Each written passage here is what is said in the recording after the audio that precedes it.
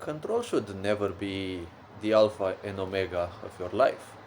See, everyone nowadays seems to be doing those videos in which you're told how not to do something or how to do something, but it's more like, or almost always, as if you must obey to the idea of control. How to not let things fail, how to not let this, how to do that, how to do that. It all seems to be pointing towards the idea that you must have control in life. See, there is no necessity to have control in life. When does this obsession occur? See, a sick society's purpose is to make you feel useless. Its purpose is to make it in any way possible that you give up your hope. When you give up your hope, you give up your inner child, so you give up your dreaminess, the engine which lies beyond most of your ideas.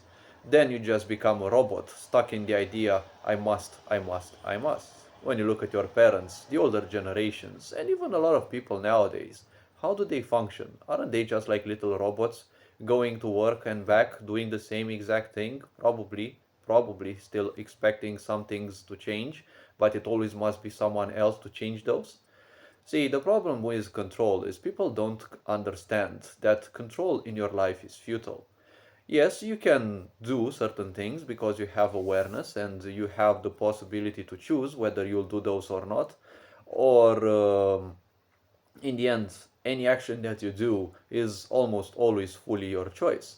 But you have to understand control means, or well, how people imagine it. Control means, just like the narcissist's vision, that you can have a say in everything that actually happens. See, in your life, you're probably not going to ever have more than 1% control. Because the only control that you have in life is what? The only control you have is that over your own energies. How you handle these each and every day, and how you handle your time, this is the only control that you have. You don't control the cells in your body and how they reproduce, how they do their own stuff. You don't control how your senses function. You don't control literally anything about your physical body. And it does billions of things in the end. You don't control your thoughts. Actually, you even don't want to control your thoughts, because when you want to try that, you'll only multiply them, so you will make your problems with your thoughts even more.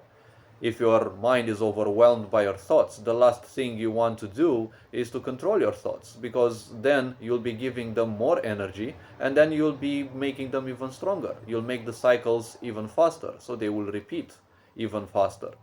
Or if you're trying the opposite of trying to repress them, in order to repress, well, you need even more energy, and guess what will happen? You'll make those thoughts even stronger, so you will end up even more overwhelmed by those. But miserable people will always tell you, keep the control, you must control this, you must control that. See, only one who has given up hope will always obsess even about control. As I said, you're not going to control shit in your life. You're not going to control the people in your life. Maybe you're going to impose a few things on them and they will gladly do it. They will gladly do those because they're slaves as of what they have accepted to function as, right? They gave up their hope as well, just like you. So surrounding yourself with such people means you're living in a greater prison. Not only are you living in the prison of your own impulses, because I must is also an impulse, but also you're surrounded by equally similar people.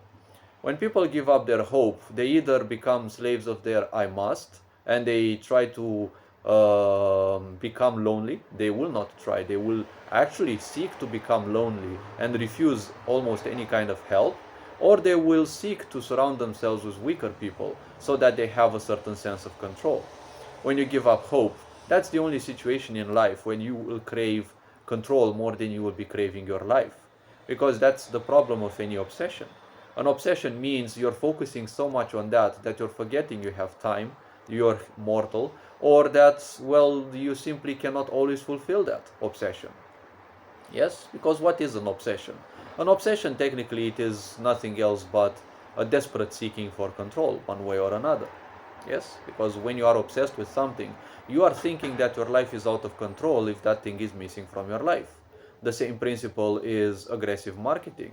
When you look at all the ads on the television, or many of those, they're designed in such a way that if you don't take advantage of their services or products that they offer, your life will be so much more miserable.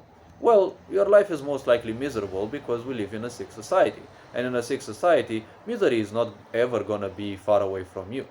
So there is no need for control. This is just an obsession. Hopefully this video raised a bit of an awareness. Take care, enjoy life. And this being said, Ferencan Board signing out.